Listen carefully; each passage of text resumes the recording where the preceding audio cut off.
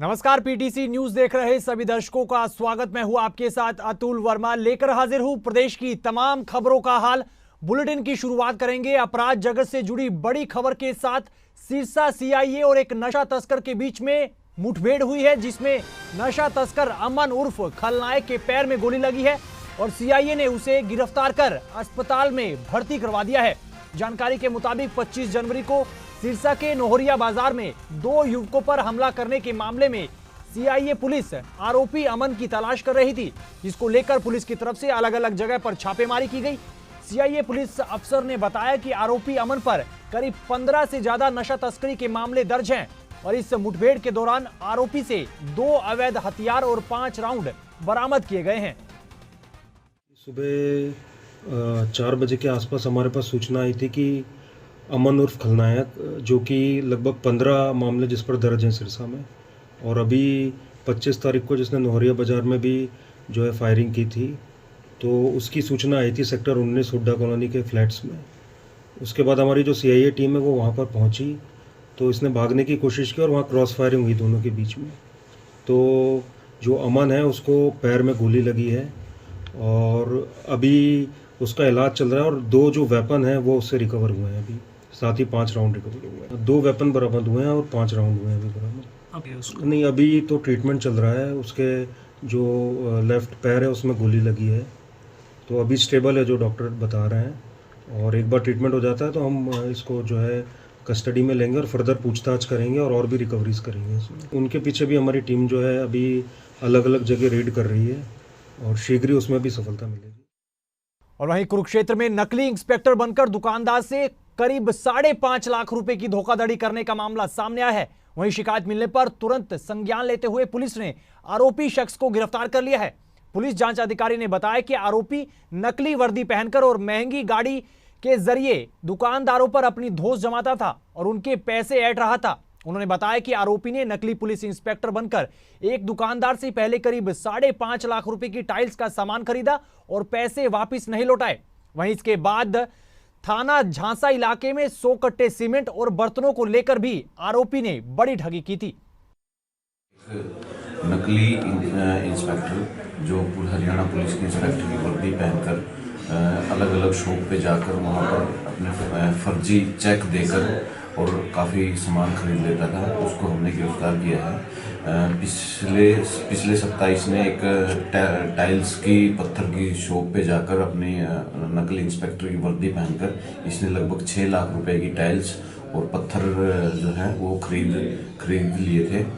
तो उसकी इन्वेस्टिगेशन हमारी टीम के द्वारा अमल में लाई गई और इसको जब इंटेरोगेट किया गया तो इंटेरोगेशन में इसने ये बतलाया कि इसने इससे पहले 100 के आसपास सीमेंट के कट्टे झांसा एरिया से भी इसने मतलब ऐसे ही नकली वर्दी पहन के खरीद किए थे। और इसकी इन्वेस्टिगेशन के दौरान हमने इससे जो है इसके 5 पासपोर्ट, आधार कार्ड जो इसने फर्जी आईडी पर बनाए हुए हैं। और अब राजनीतिक खबरों की ओर रुख करेंगे। गुरुग्राम में नगर निगम चुनावों को लेकर तमाम पार्टियों ने तैयारियां तेज कर दी हैं। इधर आम आदमी पार्टी की बात करें तो गुरुग्राम पहुंचे आम आदमी पार्टी के सांसद सुशील गुप्ता ने अपनी प्रतिक्रिया दी है। उन्होंने कहा कि आम आदमी पार्टी गुरुग्राम में सभी 40 वार्डों के मेयर चुनाव लड़ेगी और यह चुनाव पार्टी सिंबल पर ही लड़ा जाएगा। उन्होंने कहा कि चुनाव में आप गुरुग्राम नगर निगम में भ्रष्टाचार, शहर की टूटी सड़कों, ट्रैफिक जाम और जल भराव का मुद्दा उठाएगी और निश्चित तौर पर जनता के बीच जाकर चुनाव जीतेगी। इस दौरान आप सांसद ने अडानी मामले को लेकर मोदी सरकार को एक बार फिर से निशाने पर लिया। माने सर के तो नहीं, मुझे जो पार्टी भारतीय जनता पार्टी की प्रदेश नेतृत्व में गुड़गांव नगर निगम की जिम्मेवारी दी है, तो उसके चुनाव की दृष्टि से आपको पता ही है कि भारतीय जनता पार्टी एक कैडर बेस्ड पार्टी है और हमारे जो चुनाव की तैयारियां होती हैं वो मंडल अध्यक्ष, बूथ अध्यक्ष और पन्ना प्रमुख तक होती हैं। तो ये एक तैयारी का हिस्सा है। हमारे इतने लोग हैं चुनाव लड़ने वाले, इतने इच्छुक सब लोग हैं, तो इस दृष्टि से मैं यहाँ आया था और काफ़ी कार्यकर्ताओं से मिला। लगभग 170 कार्यकर्ताओं ने अपने आवेदन दिए हैं, अपनी इच्छाएं जाहिर की हैं, तो उन सबके बायोडाटा हमने लिए हैं। इन पर विचार करेगी पार्टी। और अभी तो और भी बहुत लोग हैं, हो सकता है कि ये सेशन आज ही समाप्त ना हो, 1-2 दफ़ा 2-3 दफ़ा और भी करना पड़े। तो बड़ी अच्छा उत्साह है सब में, लोग चुनाव लड़ने के लिए तैयार हैं। अच्छी तैयारी है हमारे कार्यकर्ताओं। आम आदमी पार्टी ने तय किया है कि निगम के 40 के 40 वार्ड पे हम चुनाव लड़ेंगे, मेयर का चुनाव लड़ेंगे, मजबूती के साथ लड़ेंगे, जीतेंगे। 2024 में विधानसभा का चुनाव लड़ेंगे, लोकसभा का चुनाव लड़ेंगे और सरकार बनाएंगे। सरकार का नहीं गठन कब तक हो जाएगा सर? हमने वॉलंटियर मैपिंग का काम शुरू कर दिया है, उसके बाद हम मेंबरशिप ड्राइव शुरू करेंगे और अप्रैल के अंदर हम कार्यकारिणी का।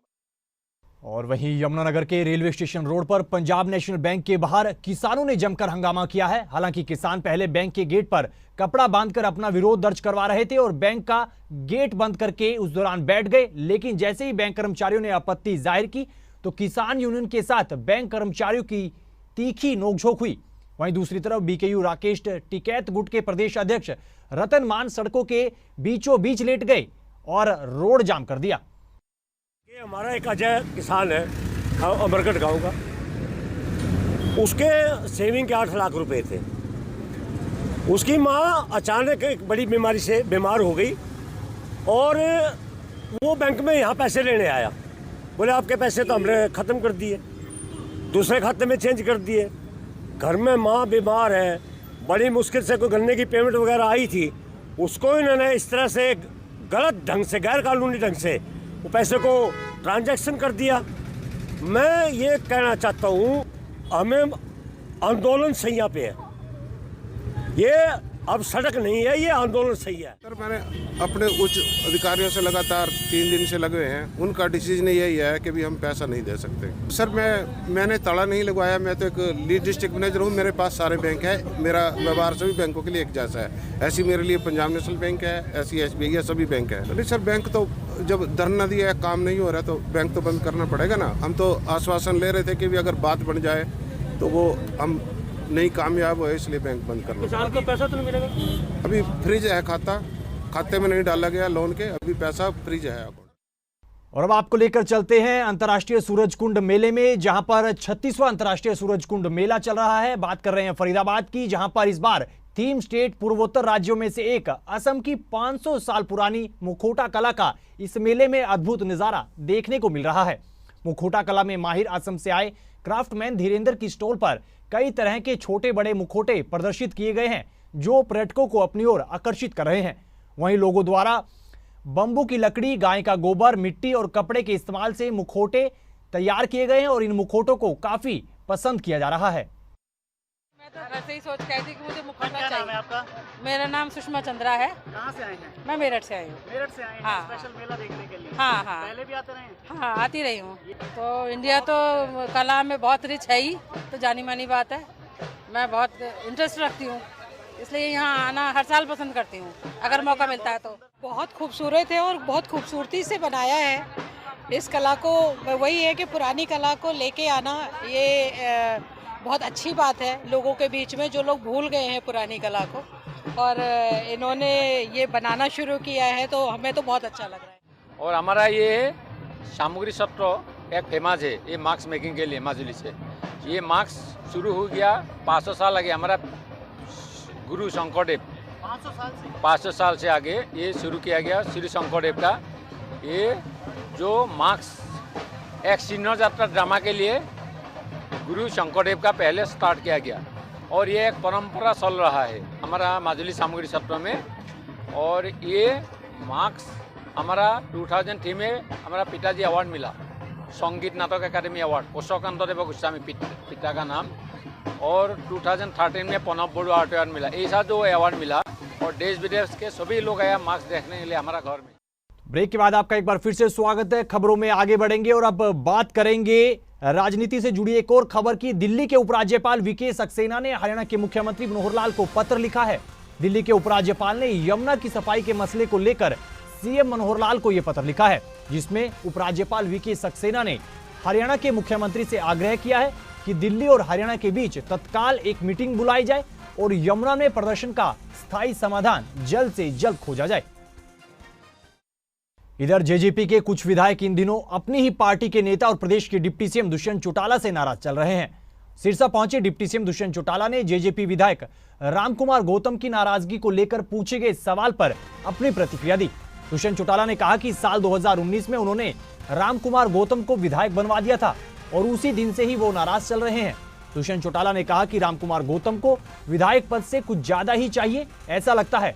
उन्होंने कहा कि मेरे ख्याल से वो मंत्री नहीं बन पाए, इसी की टीस सामने आ रही है, इसलिए वो मुझसे नाराज चल रहे हैं। दुष्यंत चौटाला ने कहा कि रामकुमार गौतम मेरे बड़े भाई हैं और अगर वो नाराज भी होते हैं तो मुझे कुछ ना कुछ सिखाकर जरूर जाते हैं। कल भी बैठक ली है मानेसर और गुड़गांव के साथियों के साथ, जल्द फरीदाबाद के साथियों के साथ भी बैठक करेंगे।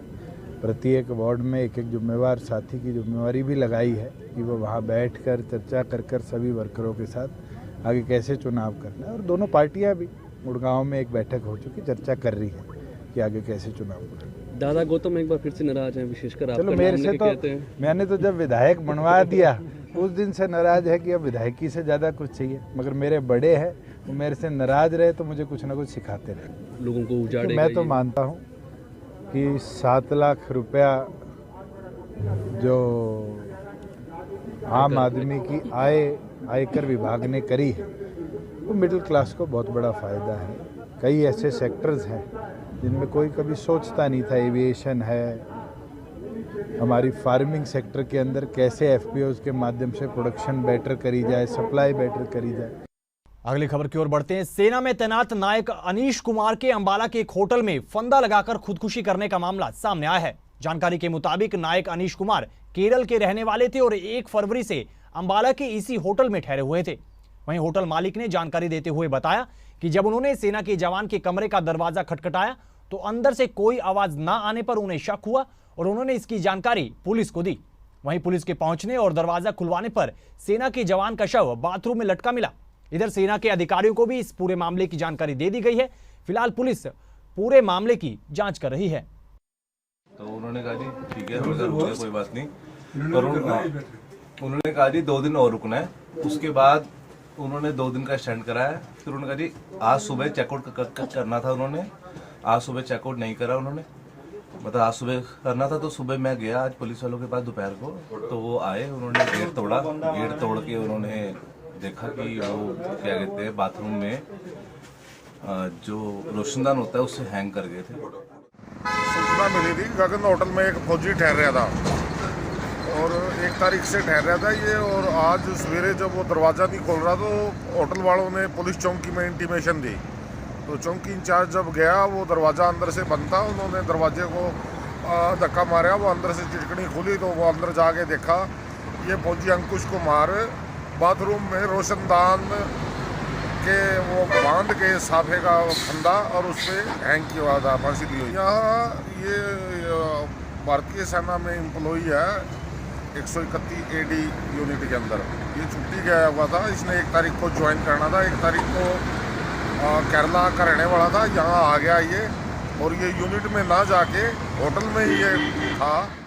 तो ब्रेक के बाद आपका एक बार फिर से स्वागत है। खबरों में आगे बढ़ेंगे। प्रदेश भर में क्लिनिकल प्राइवेट लैब्स पर सीएम फ्लाइंग की रेड जारी है। इस दौरान सीएम फ्लाइंग की टीम ने बहादुरगढ़ में 3 क्लिनिकल प्राइवेट लैब्स पर छापेमारी की है। जानकारी के मुताबिक यहां सीएम फ्लाइंग को किसी भी लैब संचालक के पास लैब चलाने के लिए कोई रजिस्ट्रेशन, कोई दस्तावेज नहीं मिला। सीएम फ्लाइंग टीम के अधिकारी ने बताया कि तीनों प्राइवेट लैब बिना किसी रजिस्ट्रेशन और लाइसेंस के धड़ल्ले से चलाए जा रहे थे और लोगों के स्वास्थ्य से इस दौरान खिलवाड़ भी किया जा रहा था। वहीं स्वास्थ्य विभाग ने लैब संचालकों को 7 दिन का नोटिस जारी किया है और जवाब मांगा गया है। साथ ही कानूनी कार्रवाई अमल में लाई जाने की भी बात कही है। बहादुरगढ़ से डॉक्टर दीपक शर्मा हूँ। आज सीएम फ्लाइंग की रेड के दौरान 3 लैब का हमने निरीक्षण किया। उसके दौरान पाया कि जो तीनों ही लैब हैं वो क्लिनिकल स्टेबलाइजमेंट एक्ट के तहत उनका कोई सर्टिफिकेट नहीं मिला है। तो तीनों को ही हमने नोटिस दिया 1 हफ्ते का कि अपना रजिस्ट्रेशन जल्द से जल्द करवाएं और हम सिविल हॉस्पिटल में अधिकारी को अपना ब्यौरा प्रस्तुत करें। हाँ, एक लैब के निरीक्षण के दौरान पाया गया कि एक्सरे टेक्नीशियन की अनुपस्थिति के दौरान ही एक्सरे किए जा रहे थे, तो उनको हमने नोटिस दिया है।